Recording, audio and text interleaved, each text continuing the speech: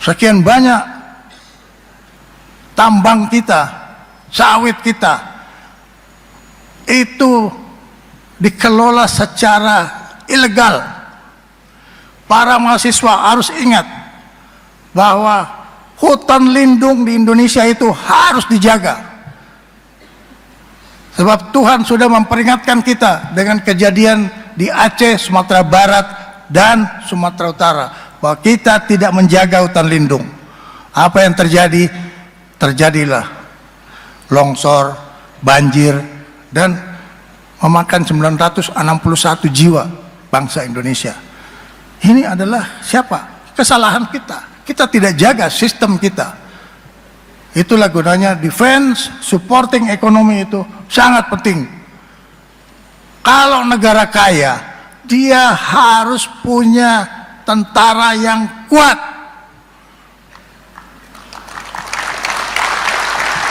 Kalau tidak kuat tentaranya, sama dengan rumah, tidak ada yang jaga, orang keluar masuk bawa harta karun dari dalam rumah. Dan ini kita tidak hendaki. Oleh karena itu, tugas kita sekarang di bidang pertahanan adalah menjaga ekonomi kita ini, sustainability-nya kita jaga. Kita mesti ingat bahwa tanpa kekayaan alam, rakyat tidak bisa menikmati kemerdekaan.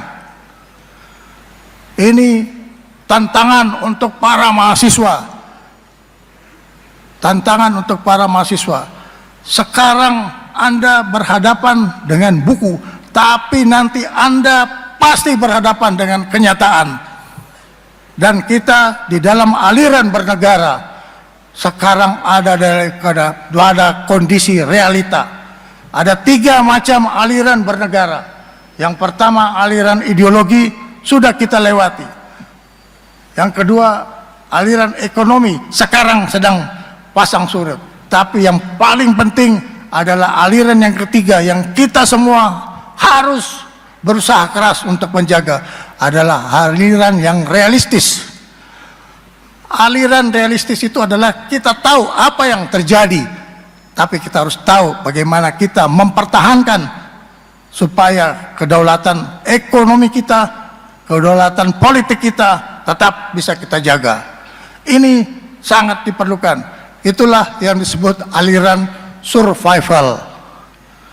Jadi teman-teman mahasiswa, aliran survival ini penting bagi kita semua, terutama mahasiswa sebagai penjuru masa depan bangsa Indonesia.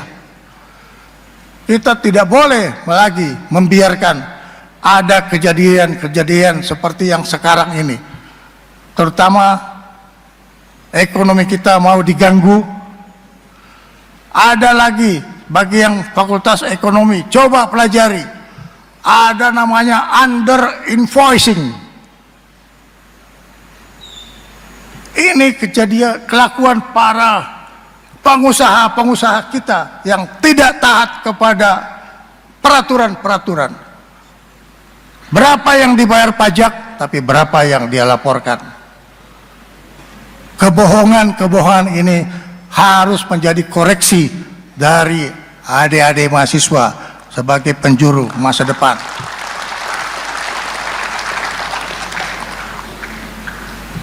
Anda boleh menyalahkan kami, tapi Anda tidak boleh salah untuk ke depan. Perbaiki. Ya.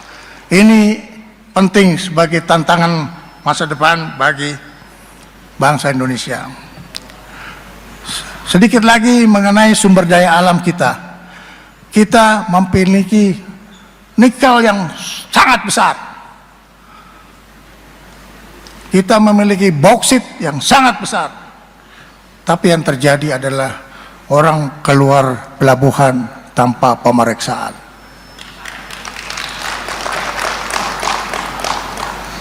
Orang keluar bandara tanpa diperiksa. Begitu kita melakukan tindakan-tindakan penertiban, kita lakukan pemeriksaan, orang-orang yang biasa lolos tanpa pemeriksaan masih merasa tidak ada pemeriksaan. pada satu hari dia lewat dengan membawa ilegalnya itu ke Tanggor. Ke Tanggor itu apa ya? Apa itu? Saya lupa. Saya terlalu lama tinggal di Jakarta, jadi saya susah itu. Kepegang sama petugas. Ternyata dia lupa bahwa hari ini sudah ada pemeriksaan. Jadi sebelumnya itu dia laksanakan aja, keluar masuk, bawa ilegal. Bayangkan adik-adik mahasiswa, begitulah kedaulatan ekonomi kita sekarang diancam orang. Tapi juga pakai bangsa sendiri. Inilah kalau kita mau di divide et impera. Itu. Jadi harus dari Universitas Hasanuddin yang keluar, serang itu mereka, wako ya, serang itu korupsi, serang itu ilegal.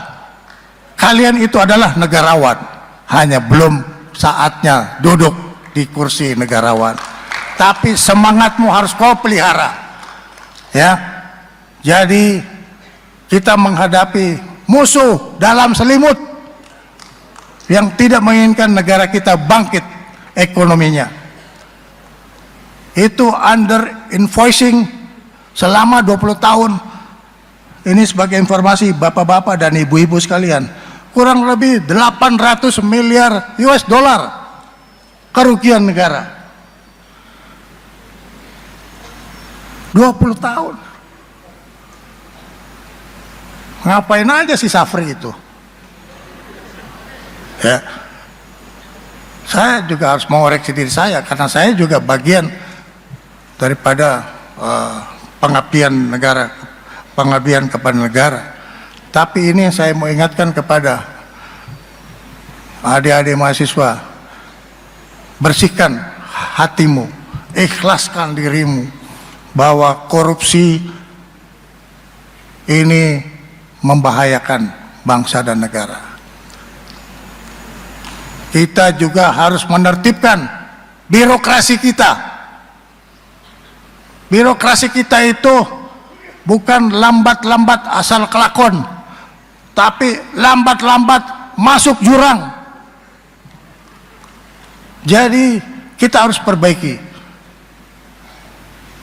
Semua ini adalah tanggung jawab kita, memperbaiki sistem, baik sistem ekonomi maupun sistem di dalam kemasyarakatan kita. Jadi tugas dari adik-adik mahasiswa bukan berarti diberi pekerjaan yang berat, tapi ini adalah tantangan untuk masa depan. Saya kembali kepada bagaimana kami membuat pertahanan. Ada implementasi dari pertahanan negara yang sekarang kita buat sejak tahun 2024 yang kita sebut Perisai Trisula Nusantara. Perisai Trisula Nusantara ini bukan untuk mengembalikan militerisme, bukan untuk mengembalikan difungsi. Difungsi itu sudah ditanam dalam-dalam, baik jasadnya sama arwahnya, nggak ada lagi. Saya ini adalah instrumen yang dulu mau dimanfaatkan dalam rangka difungsi, tapi hati kecil saya tidak ikhlas. Nah, ini dalam menjaga NKRI, kita memperkuat kekuatan di darat, kita memperkuat kekuatan di laut, kita memperkuat kekuatan kita di udara. Orang sering nyeletuk, nyeletuk itu apa? Ngomel ya. Ini pertahanan negara menghabiskan uang. Betul, saya sangat setuju. Tapi cobalah dipikirkan secara logika dan perasaan, antara rasa dan